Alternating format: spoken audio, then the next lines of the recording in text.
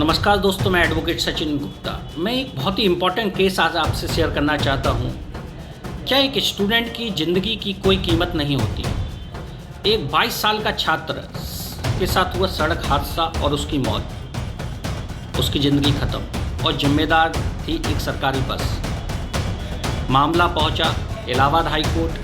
पहले ट्रिब्यूनल ने दिया था सिर्फ 2,60,000 का मुआवजा, लेकिन हाई कोर्ट ने बड़ा सवाल पूछा ट्रिब्यूनल से, क्या सिर्फ इसलिए कि वह एक छात्र था उसकी आय शून्य मान ली जाए?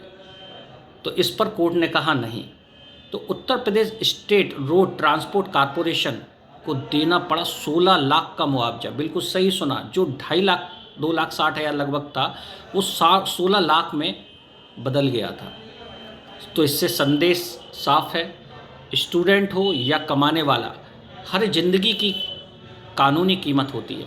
तो मैं आपको जानकारी दे दूं, यह मामला था Shrimati Kashmiri and others versus UPSRTC and another. Court था इलाहाबाद हाई कोर्ट। 13 जनवरी 2026 का मामला था, जिसमें एक रोड एक्सीडेंट में छात्र की मौत के कंपेंसेशन तय करना था। यह मामला था एक 22 वर्षीय युवा अंकित 12th के स्टूडेंट का, जो 10 जून 2014 को सड़क दुर्घटना में जिसकी मृत्यु हो गई। दुर्घटना में इन्वॉल्व थी उत्तर प्रदेश यूपीएसआरटीसी की बस। फैमिली ने मोटर एक्सीडेंट क्लेम ट्रिब्यूनल यानी एमएसीटी में केस दायर किया।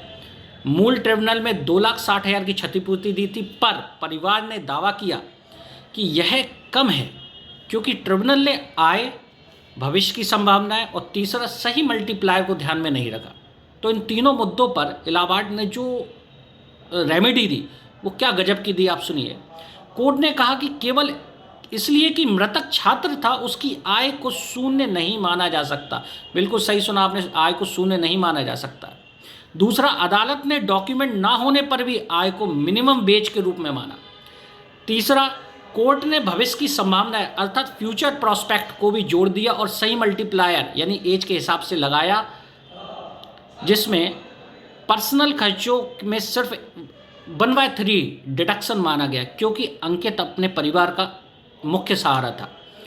और इसी आधार पर कुल क्षतिपूर्ति 2,60,000 से 16,04,092 कर दी गई, जिसमें 7% वार्षिक ब्याज भी शामिल था। तो ये बहुत ही दिलचस्प केस था, जिसमें पूरी एक स्टूडेंट की जो शून्य मानी जाती थी आय, उसको चेंज कर दिया। दोस्तों, सराहनीय काम किया कोर्ट को मैं धन्यवाद।